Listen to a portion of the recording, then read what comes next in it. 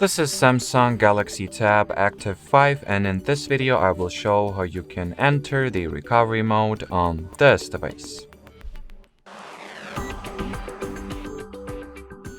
So to start, make sure that your Samsung tablet is wired or plugged in into your computer.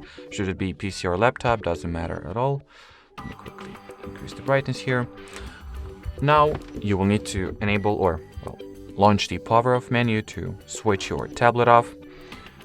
I guess we can do that by long pressing the power button. Well, apparently not. So yeah, if that's true in your case, holding just the power button isn't enough, you will need to press and hold both volume down and power buttons. And here's your power off menu. Now let's switch our device entirely. Wait until it is completely powered off. As far as I can see, it is now.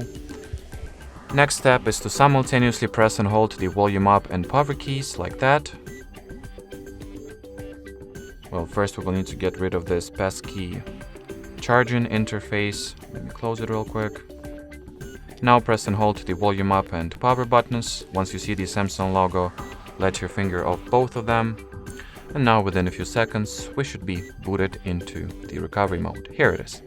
From here, you can reboot your system to bootloader, factory reset your tablet if necessary, wipe the cache partition, and do other advanced stuff if you are into that, of course. But, well, as for now, we will just reboot directly to the system.